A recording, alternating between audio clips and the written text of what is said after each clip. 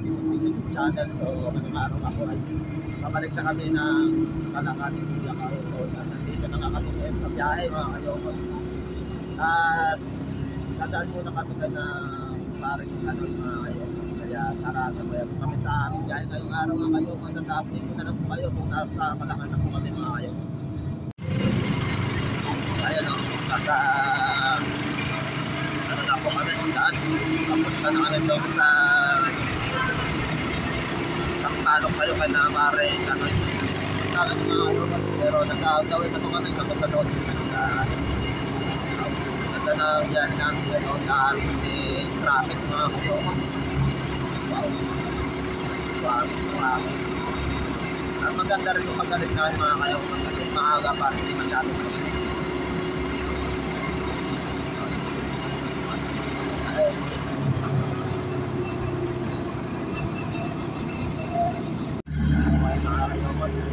Malapit na rin tayo Talisay para sa doon. So maganda yung daan mga wala namang masyado yung traffic.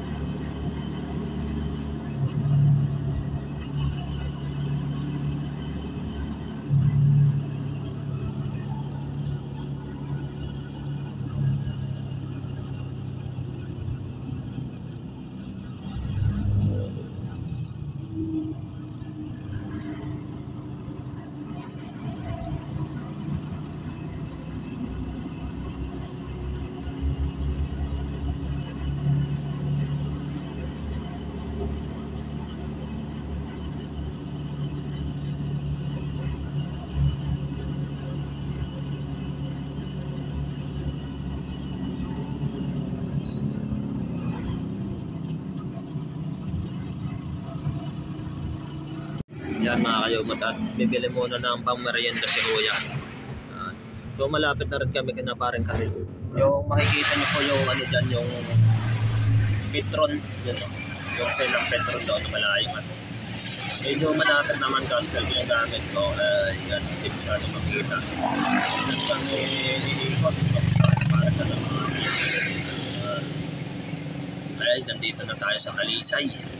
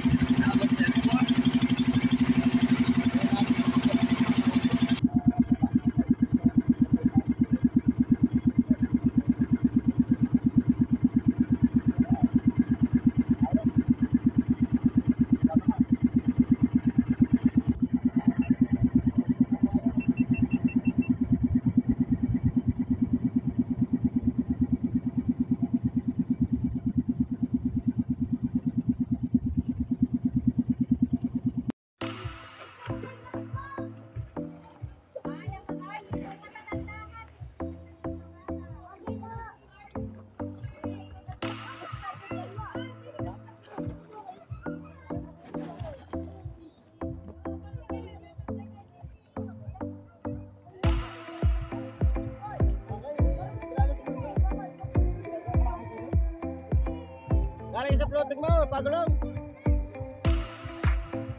Nakita mo ang ahas doon? Nakita mo sawa? Naroon sa patak mo. Sa patak mo. Yan, kasi lakas sa buwan mo yan. Naroon sa patak mo, sa pagulong. Naroon pa ka. Mamatay mamaya, mainit eh. Nasunod sa patak nga. Buhay pa. Ayan, sirgo. Ay, mga kayo, nakadaan na dito ka na parang gano'n. Maraming salamat kay parang ano sa kapasya niya sa atin doon sa ano sa Alay. Tapos sa kayo mga nagpasyalan mga kayo. At dahil ng ano, pamigala na ay palis namin. Karatsa na kami ngayon sa Kalakak mga kayo. Kaya tara, ano, biyahe na ako dito eh. Yan. So, salamat at masyadong mag-init mga kayo.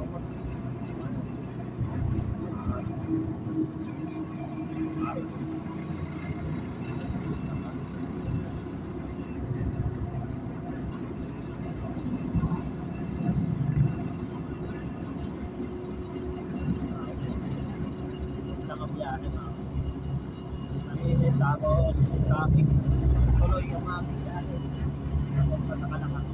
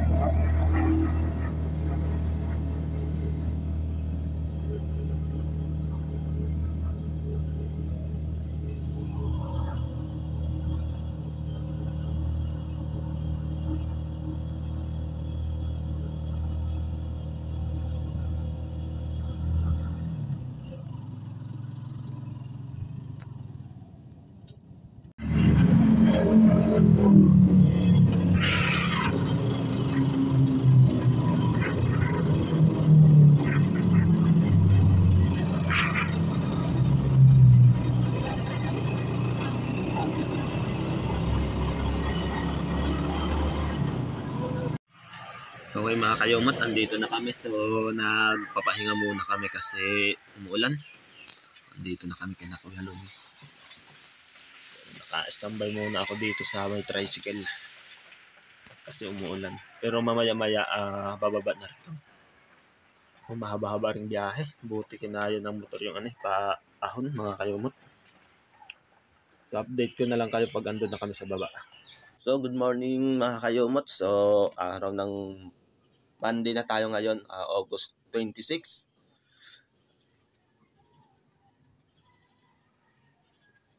And Happy National Heroes Day po sa ating lahat. So karugtong lang po ito ng aking video nung kahapon mga kayomot kasi pagdating po namin dito sa Camp Kapanalig ay pagod tapos may bisitang dumating yung may-ari ng lupa dyan sa baba mismo, dyan sa katabi ni Kuya Jun na nabili. Kaya hindi po ako nakapag-video kaagad dito pagdating mga kayomot. At ngayong araw ko nga itutuloy yung aking video mga kayomot. Kaya ngayong araw nga ay may ipapakita ako sa inyo mga kayomot. Ito. Ayan mga kayomot, yung kabilang bundok hindi makita. Hindi ko alam kung pagyan or yung yung usok ng bulkan. Nakikita nyo naman yung kabilang bundok. Mataas yan nandiyan sa kabila eh. Ayan, makikita nyo yung ibang video doon kay Kuya Kautol kung talagang kung hindi makikita talaga yung kabilang bundok yan ang kapal ng pag. So ngayong araw nga ay hindi rin ako nakapaglinis kahapon nung pagdating. Ayan. Ayan kaya maglilinis tayo. Ayan Nako po, ang daming kalat na naman. Ito yung kagagawa ni Napeklat yan eh. Yung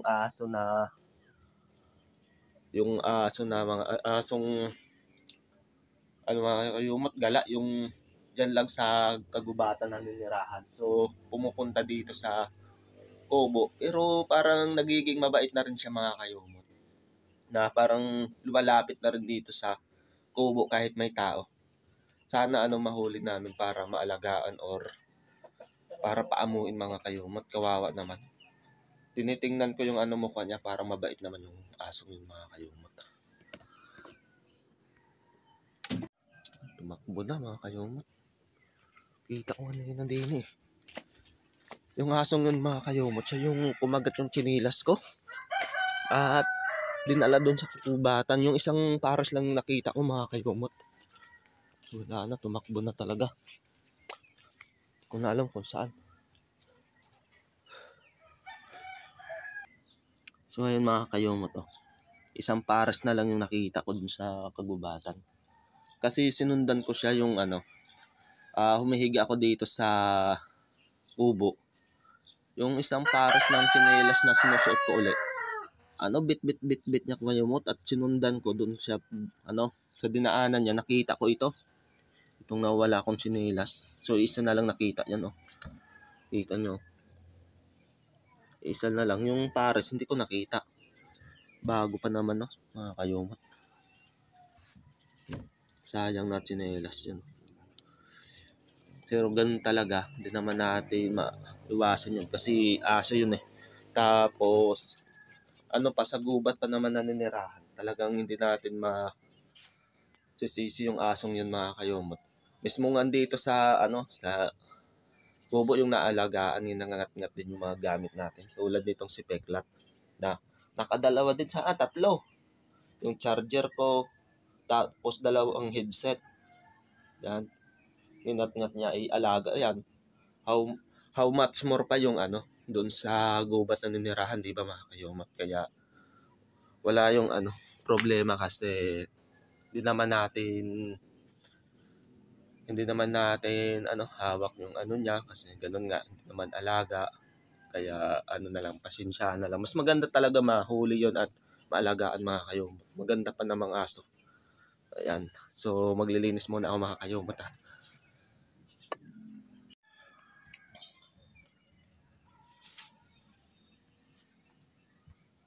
mga kayumot, maglinis-linis muna tayo din eh. Yan. Basta naiiwanan talaga itong kubo. Talaga, pagdating natin, pag-uwi, naku, asahan nyo. Talaga. Kalat.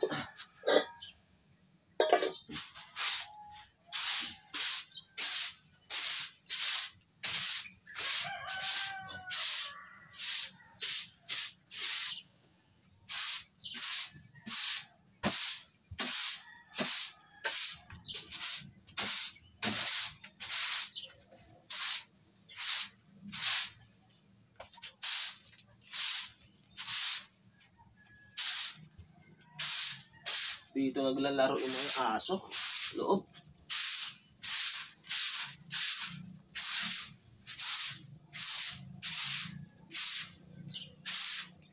Ginangat-ngat yung mga plastic. Dinadala dito sa loob. Mga kayumot. Pati itong ng lamisa. Hindi na nakatakas.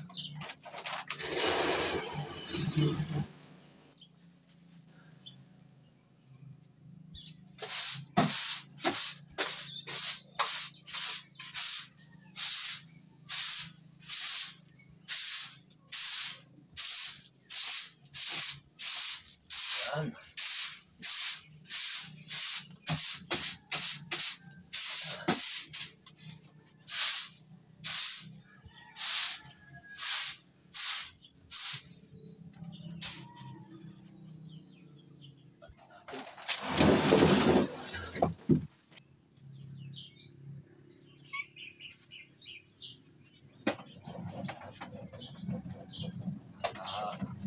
Balik yung linis sa loob ng kubo. Yan. Pero kahit naman isang araw lang, basta yung aso yung nakadito sa loob, manok, aso, ako. Ay, ang oras lang tayo makaalis din na iwanag ng kubo. Talaga.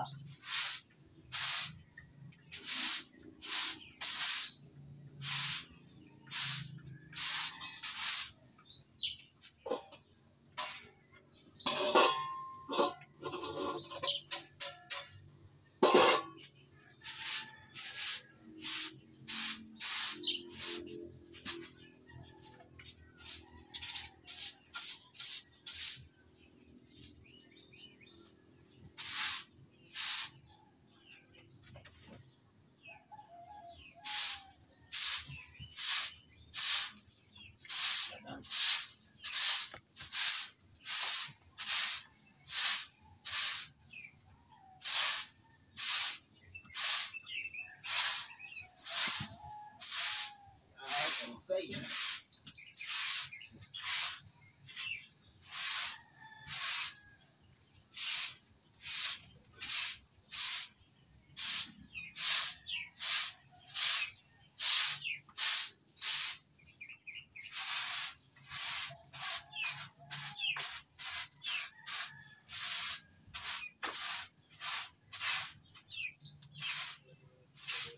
So ayan, ang isusunod natin mga kayumot, linisan itong nasa bilog.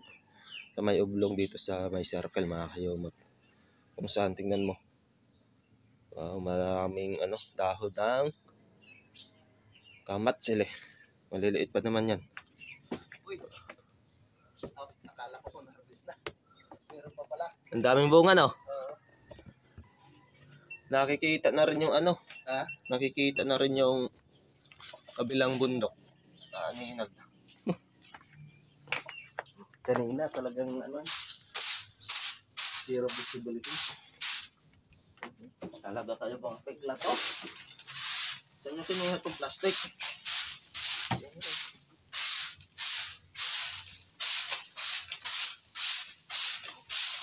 Pekla.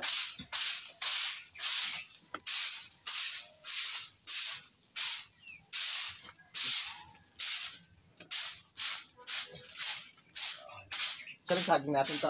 Dito sa loob. Dito sa taas. Dito. Yan. Uy.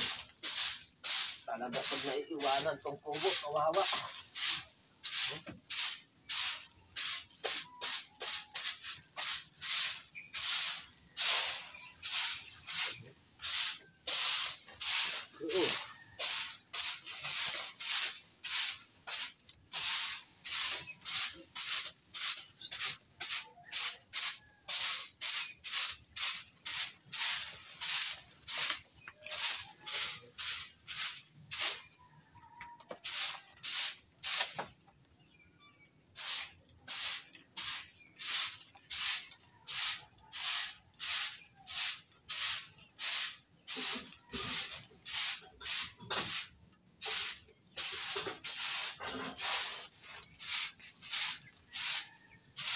Sa baba na lang natin takutin mga kayumot para sabay-sabay.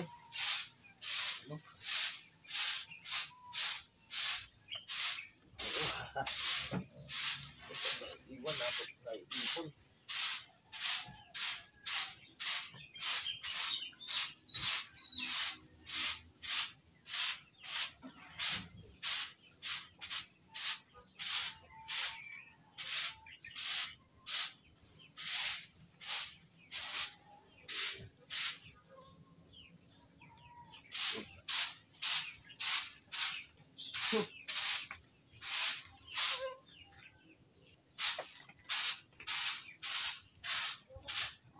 Bibili tayo ng mamaya to, gasolina.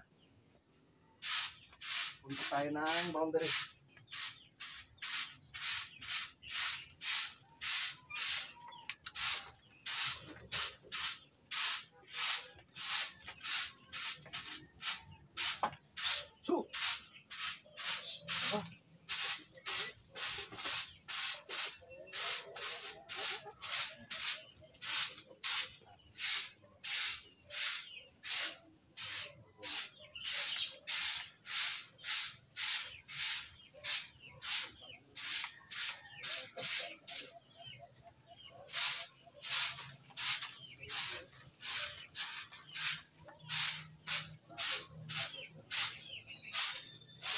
Fish.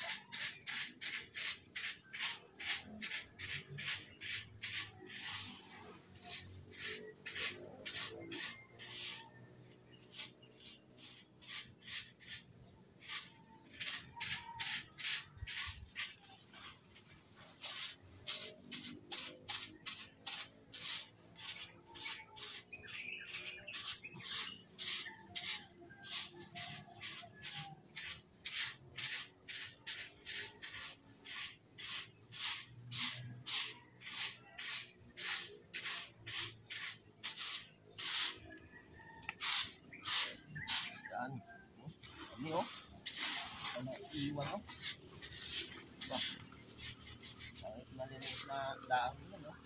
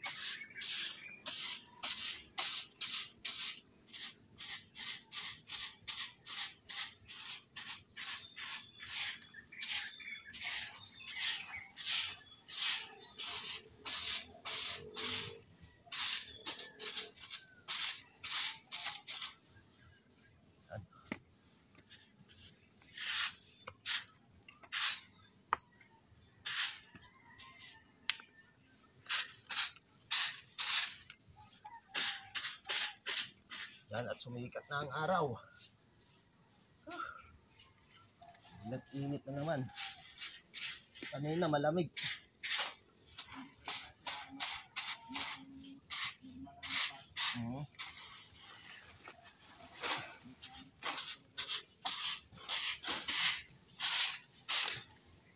Pag kasi yan, pag maaga, wala na yun.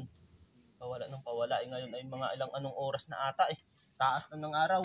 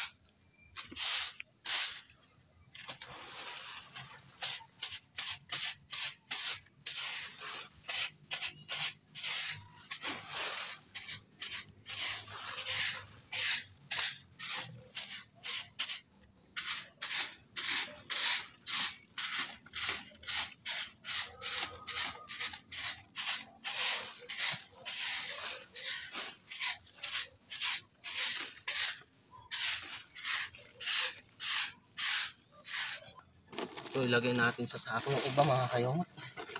Wala. Tapon natin mamaya. Hindi ko pa nadala yung gaspan doon lang eh. Pumunta na ako. Hindi ko pa nadala. Talaga naman makalimutin na ata. Okay. Ipon-ipunin natin dito sa baba. Mga punin natin daspan.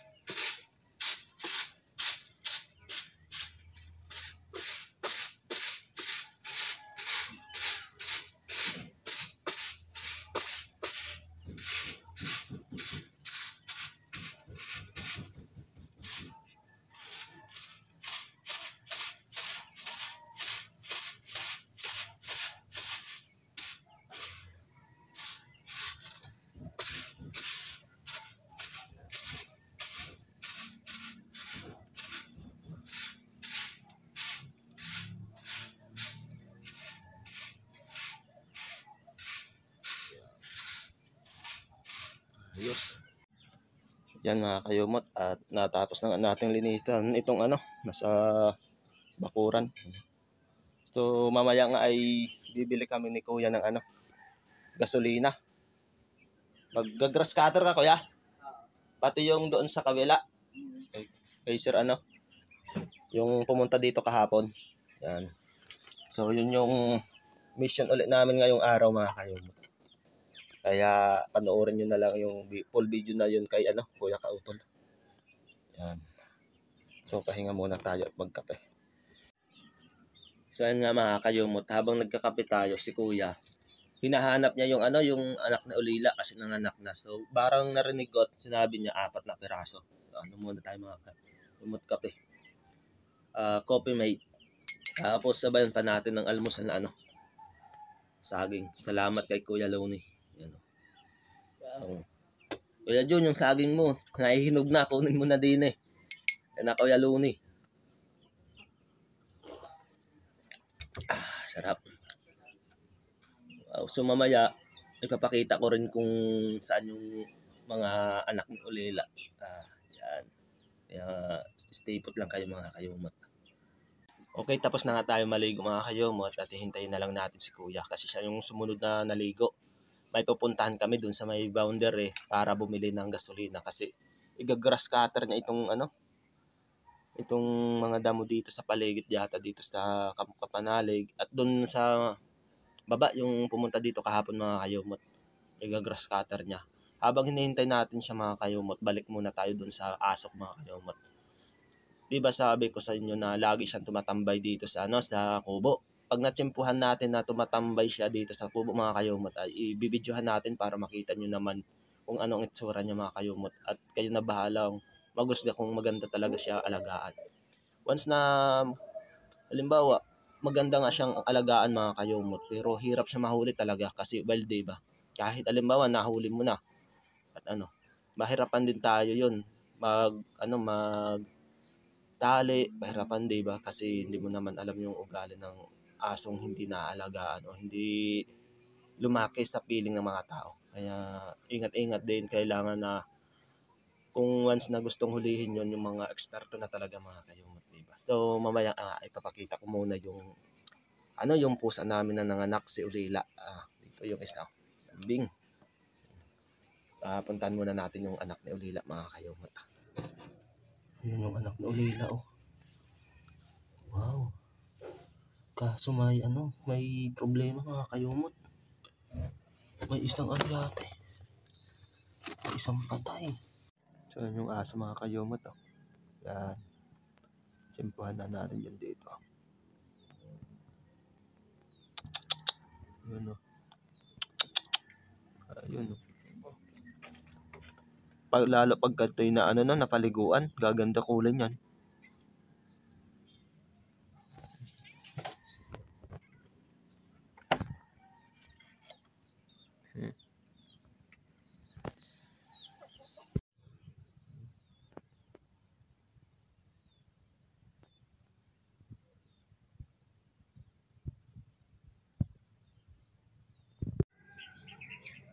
So yun mga kayumot oh. Ano sa tingin niya? Magandang alagaan no? Ganda ng lahi niya no? Ano na lang kayo dito mga kayumot, comment, subscribe, and like po kung magandang aso talaga to. Ano siya? Lumalapit na. Kung hindi lang siya umaalis pag kumukuha ng pagkain medyo mapapalapit na rin yan. Yan. Pag tumayo ka sa kunto talagang aalis yan. Kaya stay put muna tayo din Ayun.